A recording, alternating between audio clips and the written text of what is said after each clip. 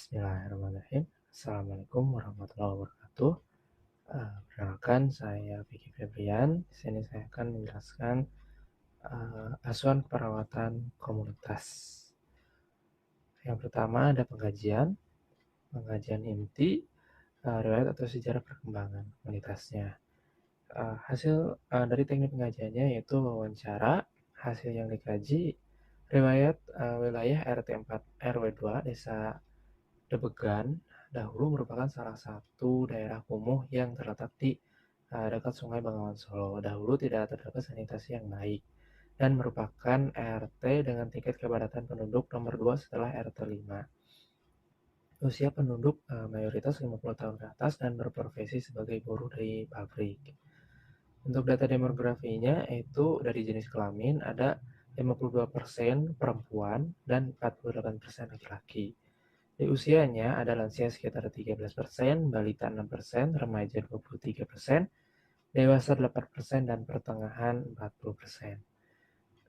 Agama itu kebanyakan Islam ya 90% dan 10%-nya adalah Katolik.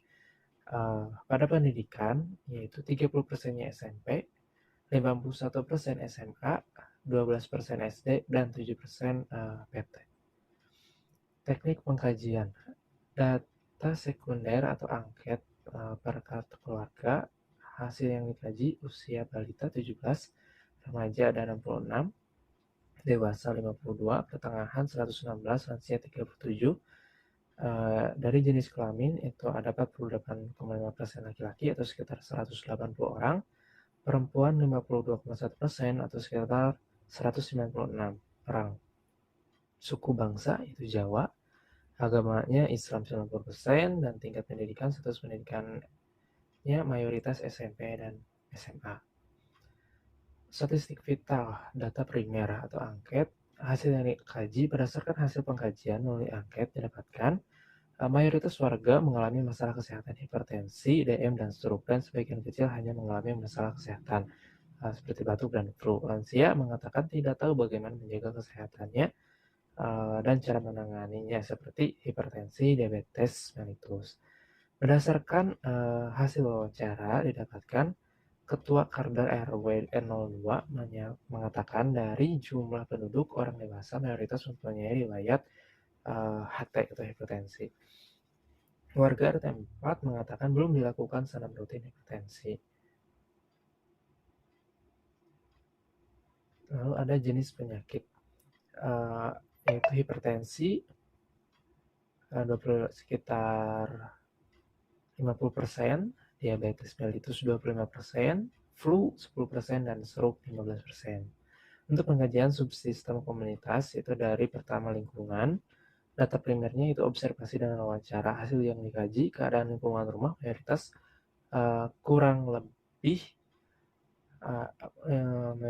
kurang bersih dan ada beberapa yang bersih. Keadaan perumahan cukup bersih, tidak ada genangan air, jarak antar rumah satu dengan yang lainnya berdekatan.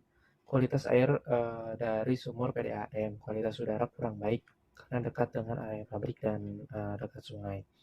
Pengkajian sampah, terdapat tong sampah di setiap rumah warga. Pembuangan sampah per 3 hari dikelola oleh petugas TPA, tetapi masyarakat tidak melakukan pemilihan sampah, bahkan kadang membakarnya, itu sekitar 5%. Ada terdapat faktor nyamuk sekitar 35%, 30%-nya tikus, kecoa 25%, dan kucing 10%. Serta saat dilakukan pemeriksaan ditemukan jentik nyamuk pada 8 rumah warga. Untuk bangunan yaitu kebanyakan permanen 96% dan semi permanennya 4%. Dan tadi faktornya ada nyamuk, tikus, kecoa, dan kucing, pembuangan sampahnya. Dari segi pendidikan, yang dikaji tidak terdapat sekolah di lingkungan RT 4 atau RW 2. Sekolah terletak di kawasan kelurahan dan kota. Terdapat sekolah non-formal, yaitu TPQ di Masjid RT 4. Lalu dalam keamanan dan transportasi, hasil yang dikaji, masyarakat menggunakan transportasi pribadi sekitar 88% dan kendaraan umum 12%. Akses mendapatkan transportasi mudah dengan jalan raya, pasar, dan penggunaan aplikasi online. Kondisi lalu lintas jalan ramai, lancar dan kondisi jalanan baik, dekat dengan kantor pemadaman kebakaran dan Satpol PP, tidak ada alat pemadam kebakaran. Dari hasil wawancara, kondisi lingkungan sekitar warga aman. Politik dan pemerintahan. Dari hasil wawancara, kegiatan politik yang ada di masyarakat yaitu kebijakan kesehatan puskesmas difasilitasi oleh kesehatan per RT, kader RT. Masyarakat ikut serta dalam pengambilan keputusan melalui musyawarah. Jenis pelayanan kesehatan posyandu lansia dan balita dilakukan sebulan sekali. Untuk hasil angket, masyarakat ikut serta dalam posyandu lansia dan balita, ikut serta dalam kegiatan posyandu 1 kali sebulan, masyarakat ikut serta juga dalam JKN. Dari hasil observasi, akses menuju pelayanan kesehatan mudah dan dekat. Dan komunikasi, dari hasil angket mendapatkan informasi layanan kesehatan di kadar posyandu. Perkumpulan warga melalui acara pengajian dan PKK, penyebaran informasi melalui grup WhatsApp masing-masing kader. Untuk hasil komunikasinya kebanyakan itu di RT RW, perkumpulan di RT RW, hasil TV dan juga edaran. Dari segi ekonomi, tingkat ekonomi itu rendah ke menengah dengan penghasilan rata-rata 1.600.000 per bulan. Dan hasil observasi dekat dengan kawasan pabrik, pertokoan, dan dekat dengan pasar Mojosongko. Pendapatannya itu ada yang kurang dari 1.600.000 dan tapi kebanyakan itu lebih dari 1.600.000, lebih dari setengahnya atau sebagian besar lebih dari 1.600.000. Rekreasi, hasil yang dikaji, masyarakat sering menghabiskan waktu luang dengan menonton TV, yaitu 90%. Wilayah RT 4 dekat dengan Taman Jurug. Hasil observasi juga anak-anak bermain di tanah kosong dekat rumah warga, tidak ada fasilitas rekreasi bagi warga. Persepsi, hasil yang dikajinya yaitu masyarakat mengatakan pentingnya bersosialisasi antar warga dalam komunitas. Masyarakat mengatakan jika sumber kekuatan yang dimiliki adalah dukungan dan kerjasama dari semua warga. Masalah kesehatan yang sering dialami dan dikeluhkan warga itu hipertensi, DM, dan stroke. Lalu ada analisa data, kita langsung masuk ke analisa data. Dari data subjektif, kita ketahui bahwa Ketua RT 4 mengatakan bahwa posyandu lansia diadakan 1 kali sebulan. Lansia mengatakan tidak tahu bagaimana menjaga kesehatan dan cara menangani penyakitnya seperti hipertensi, diabetes gitu ya. Lalu Ketua Kader RW 2 mengatakan dari jumlah penduduk orang dewasa, mayoritas mempunyai riwayat hipertensi. Warga RT 4 mengatakan belum dilakukan senam rutin hipertensi. Data objektif, setelah dilakukan pemeriksaan, rata-rata warga lansia mengalami hipertensi. Maka dari itu, diagnosa keperawatan yang diambil, yang pertama adalah manajemen kesehatan tidak efektif. Yang kedua, dari data subjektif, warga Ibu X mengatakan jika di lingkungannya sudah disediakan tempat sampah, tetapi tidak dapat memilih jenis sampah dan kadang membakarnya di dekat lahan. Data objektifnya terdapat jentik nyamuk di 8 rumah, lalu dan lingkungan sekitar tampak kurang bersih. Maka dari itu diagnosa yang bisa diambil adalah pemeliharaan kesehatan tidak efektif. Maka dari itu prioritas diagnosa keperawatan. Presentasi populasi dalam masalah kesehatan atau ukuran masalah. Presentasi populasi dalam masalah perawatan 25% terlebih 9, nilainya 9 atau 10, dan seterusnya apabila 0,01% kurang, nilainya 1 atau 2. Keseriusan masalah, kriteria untuk scoring keseriusan masalah kesehatan adalah tingkat keseriusannya sangat serius, nilainya 9 atau 10, dan seterusnya tidak serius, 0, 1, atau 2. Penilaian keefektifan intervensi, kriteria scoring atau keefektifan masalah, yaitu sangat efektif apabila 80 sampai 100%, 80 sampai 100%, nilai 9 atau 10, relatif efektif 60 sampai 80, 7 atau 8, dan seterusnya atau hampir tidak efektif pada 0. Dan prioritas masalah pada asuhan keperawatan komunitas ini, yaitu manajemen kesehatan tidak efektif. Yang pertama komponennya adalah A, B, C, 998, dan skornya itu 200, A plus 2B kali C. Seberangan 216, urutan ranking 1. Pemeliharaan kesehatan tidak efektif 756, dan BPR skornya 102, urutan atau rankingnya 2.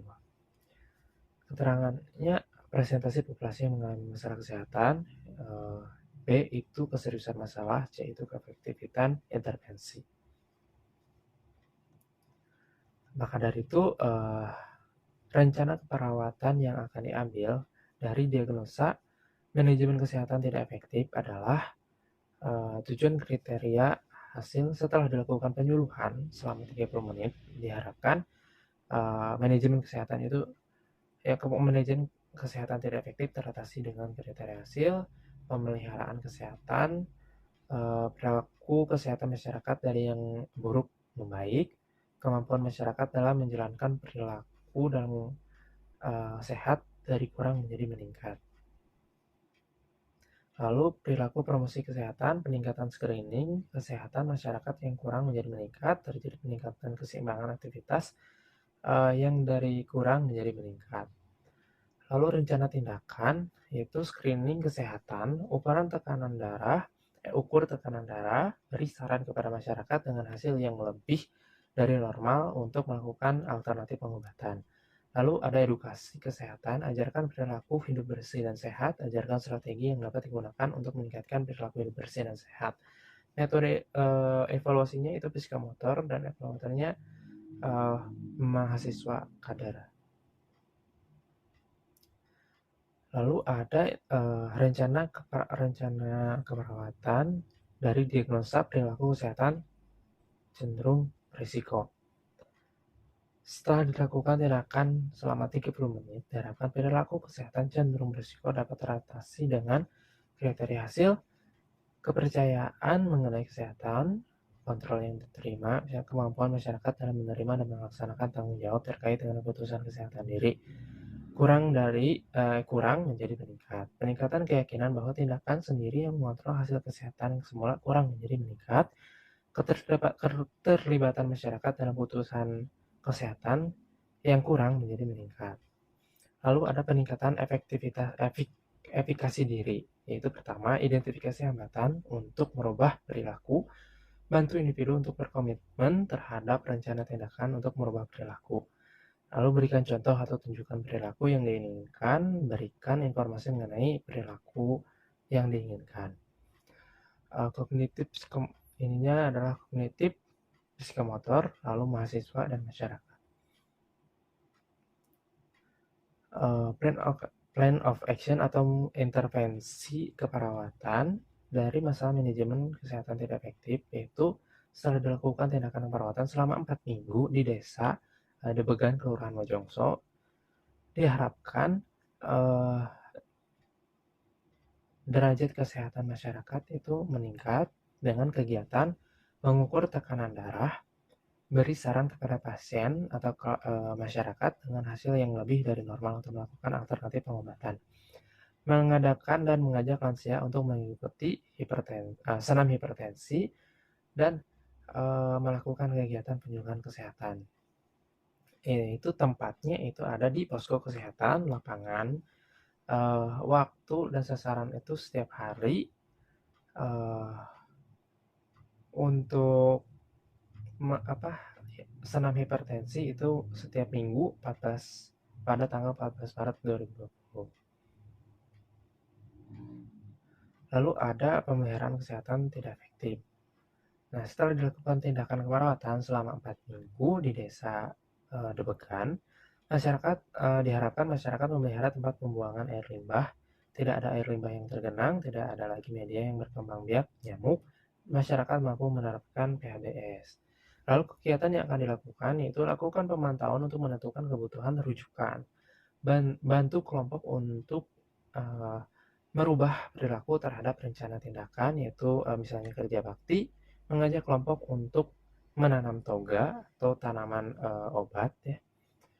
Ajarkan warga untuk melakukan PHBS dengan cuci tangan 6 langkah minimal. Lalu pemantauan jentik nyamuk dan tempatnya itu di posko kesehatan dan juga ruang lingkup desa Debekan. Implementasi keperawatannya itu pada hari Jumat tanggal 6 Maret 2020, Dinas Kegiatan melakukan pemeriksaan tekanan darah. Evaluasi formatif itu pemeriksaan dilakukan oleh mahasiswa praktik yang bertempat di posko kesehatan. Kegiatan dilakukan setiap hari. Lalu evaluasi proses pengecekan tekanan darah menggunakan uh, sphygmomanometer dan stetoskop. Warga yang melakukan pemeriksaan sebelumnya didata dan dicek berat badan. Setelah dilakukan pemeriksaan, kemudian diberikan pendidikan kesehatan. Lalu pada hari Minggu, pemantauan jentik nyamuk. Pemeriksaan dilakukan bersama dengan ibu kader dan mahasiswa. Nah, pemeriksaan ditujukan bagi seluruh rumah warga RT 4. Mahasiswa menyiapkan senter dan checklist pemeriksaan. Evaluasi proses kegiatan ini dimulai pada jam 9 pagi. Nah, kelompok itu dibagi menjadi 3 tim untuk melakukan pengecekan rumah di 3 wilayah pembagian. Masing-masing tim ditemani oleh ibu kader.